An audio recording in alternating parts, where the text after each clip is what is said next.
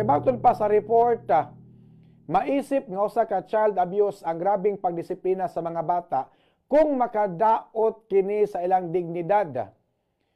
Mao kini ang baruganan sa Korte Suprema sa dihang gisuportahan ini ang hukom sa usa ka amahan nga nagatubang og 3 ka kasong child abuse, 3 count ini sa child abuse ang giatubang sa usa ka amahan tungod sa violente og sobra nga pagdisiplina sa iyang duha ka mga minor nga mga anak, mga kabombo. So diay usa ka amahan gibunalan ang duha ka mga minor nga anak, gireklamo, nadutlan gyud mga kabombo sa kaso nga child abuse. Sa desisyon sa Second Division nga gi-author ni Associate Justice Joseph Lopez aron ma-consider nga pag-abuso ang aksyon nga disiplina nga gibuhat sa usa ka ginikanan, kinahanglan dunay klaro nga intensyon nga makadaot o makaguba sa dignidad sa usa ka bata. Buot pasabot, kung maklaro gani nga ang gibuhat sa ginikanan nga dunay intensyon nga makadaot o makaguba sa dignidad sa usa ka bata, makonsider kana nga nakalapas sa kaso nga child abuse ang usa ka ginikanan. Nitumaw ang kaso dihang gireklamo ang usa ka amahan, dunang usa ka amahan nga namunal, no? So gireklamo ang usa ka amahan, no, nga nag-abuso sa iyang mga anak, 12 anyos nga babae o 10 anyos nga batang lalaki. Nahitabo ni ato pagka 2017 o 2018 nga pagpamunal mga kabombo sa usa ka amahan. Lakip na niini ang pagpatid-patid. Gipatid-patiran ang mga bata, gihapak og lansang. Susboy, gabi no? Ang bata gipatid-patiran, gihapak og lansang, gibira-bira og uban pa. Basta kay kastigo gyud. Gikastigo og maayo sa amahan ang iyang mga anak, 12 anyos nga babae o 10 anyos nga batang lalaki. Gipatid-patiran, gibira-bira, gihapak og lansang og uban pa nga pasakit nga gihimo sa amahan ngadto sa iyang duha ka mga bata nga mga minor. Sa dihang gipangutana ang amahan nganong ingon ani ka mo disiplina sa imong mga anak nga imong patid-patiran, gihapak pa nimog lansang, nganong giingon ani nimo imuhang mga anak. Nangatarungan pod ang amahan nga ang iyang mga lihok nagdisiplina lang kana sa iyang mga anak. Ang iyang pagpatid-patid, ang iyang pagkulata sa iyang mga anak, pagdisiplina kuna sa iyang mga anak, mga kabumbo. Mautoy ang pamaagi sa pagdisiplina tungod sa ilang dili maayo nga pamatasan. Ang iya kunong anak nga 12 anyos o 10 anyos nga bata, bati kunong batasan, kay bati magbatasan, mao nang iyang kulatahon, patid-patiran, birabirahon, labayon og lansang, og uban pa. Basta kay pasakit gyud nga tamas ginhawa. Sama pananglit kanang dili mo kaon og paniudto. Kanang iyang anak nga dili mo kaon og paniudto, kasab-an niya o niya iyang kulatahon. Kay kapoy man kuno og balik-balik istorya, kaon na mo. O niya di man mangaon, di iyang kulatahon. Ikaw nga naminaw karon, sakto ka na nga ang imong anak dili mo kaon og paniudto, imong kulatahon, patid-patiran, sikad-sikaran, birabirahon, labayon pag lansang, hapak-hapakon, kulatahon gyud kay di man maminaw sultian. Dong, day, kaon na mo dong. Pagtaod-taod di gyapon mo kaon. Dong, day, kaon na mo day. Di gyapon mo kaon. Di mo kaon na, di kulatahon. So mao na iyang pagdisiplina kay bati kuno og pamatasan iyang mga anak, mga kabombo. Aban bisan pa man sa iyang tubag, mga kabombo, wala mo dapig kaniya ang Regional Trial Court og ang Court of Appeals og nahukman hinuon siya nga sad-an sa paglapas sa Republic Act 7610 o the Special Protection of Children Against Abuse, Exploitation and Discrimination Act, mga kabombo. Matod pa nga ang Korte Suprema nihatag og gibugaton nga bisan og adunay katungod ang mga ginikanan sa pagdisiplina sa ilang mga anak, ang ilang pamaagi kinahanglan dili bayolente, dili sobraan ang pagdapat, mga kabombo, no? Dili nimo kastiguhon og maayo nga mura kag kulata dihag hayop. Kanang iyang sayop sa bata nga wa mo kaog paniudto, pwede na nimo labtika na or kini ang witkan og kausas bakos kung dili maminaw sa imong isulti. Pero kanang imong sikad-sikaran, patid-patiran, bira-birahon, labayon paglansang, murag sobra ra pud noon kayo na mga kabombo. Daw sa imo nang gipatay imong anak ug mao nang kalakiha nga bunogon nimo tamas ginawa, pila pa may kusog anang 10 anyos.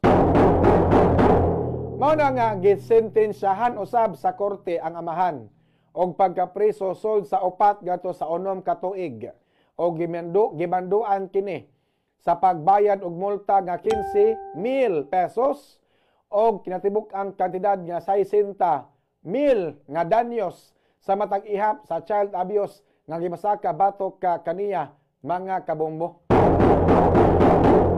Akong klarohon, wa ko'y supak sa mga ginikanan nga mubunal sa mga anak. Normal na, disiplina man na siya. Kay lisod na po kayo na ang bata o masipyat, di nimo bunalan. Ang bata o masipyat o makasala, di nimo bunalan. Lisod po na, kay basit ang bata, mas spoiled na noon. Kanabang mugara o may nga makasala siya, okay ra. Makabuak og baso, makabuak og plato. Imo na istoryahan. Dong, di mayo ha, careful ka sunod. Aron di ka makasala. O makasala man gani, o grabe na mga sala, di wiktag bakos. Kausa lang sa lubot ba? Patilawan ni mong sakit. Aron maka-realize siya nga dili mayo yang gibuhat, nasuko ang mamang papa kay gibunalan siya. So maka-realize siya nga, uy, di tumayo ang gibuhat lang, gibunalan man ko. Kaya so tiyan tamo kung ako dili pa ko membro sa bunal kaniadto, wala ko diri sa Bombo Radio karon gatingog. Mao na nga bisag kamo nga naminaw ron. Ayaw ko ina nga wa mo makatilaw og latos sa inyong ginikanan. Ikaw nga naminaw karon, ayaw ko ina nga wa ka makatilaw og bunal sa imong ginikanan. Ako sa una ingnon ko aglaag, mulaag man gyud ko, madagandagan. Nadagma ko. Pag uli sa balay, hilak, dagma ko aw gitiwasan ko Gibunalan ko kadani ang silhig lanot. Giingnan ti ka iglaag, mulaag gyud ka. Nanawa, dagma noon ka. Gibunalan ko. Gibunalan ba? No?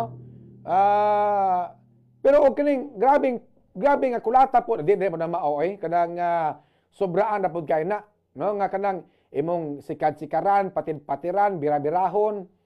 Labayon paglansang, hapak-hapakon, bunluton, nya hilabi na katubangan sa mga tao, uwaw kayong bata, anak, mga kabombo.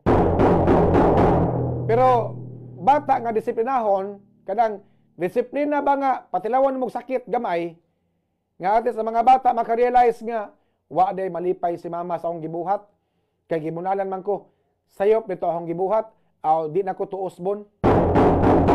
Anak, kay kung di nimo badlungon ang bata siyang gibuhat nga sayop, ang mahitabo ana magsigi-sigi, mugara, dili magamping sa lihok, kay wa man patilawa og sakit, kay wa man madisiplina, mga kabombo. Mao na ang mga bata magdako nga kuwang sa disiplina, ang mahitabo abusado.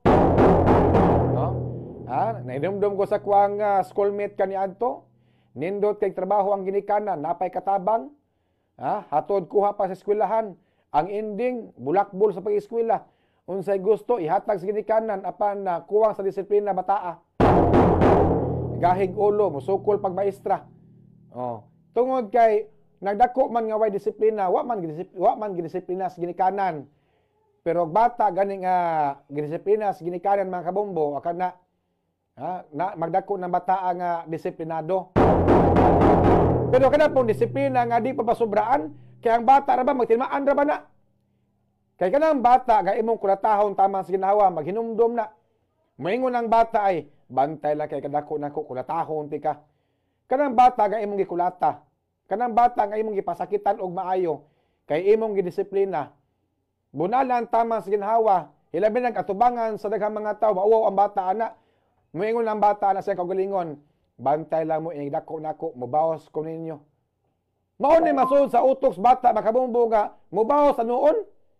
Pero bata nga disiplinahon nimo nga kanang disiplina nga tinarong nga dili pod sa maawawan mga kabumbo unya. Wikta nimo gamay para makahibaw sa nga di maayo yang gibuhat unya. Ayaw bunali at tubangan sa mga higala kay mauwaw ang bata ana.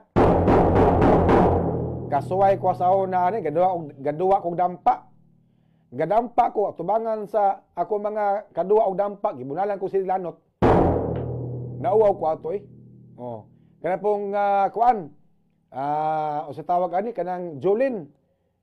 Maapasan po ta sa una ana kay lagi sayos buntag mulaag naman ta. Wa pay pamahaw laag na.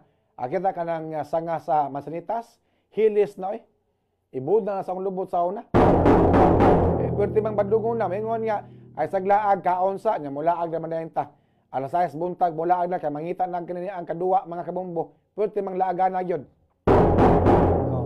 So mo na careful ta sa pagdisiplina sa mga bata. Kay kung ang bata imong kulatahon tamas ginahawa unya pangutan-on ka, Mister, nganong imong gikulata imong anak? Badlungon man gud way batasan, di pa tuo istoryahan.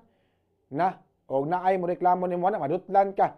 Basta imong kulatahon taman sa ginahawa imong anak. Pwede siguro na o sa kawitik sa bakos, ba man madali yun. Ha?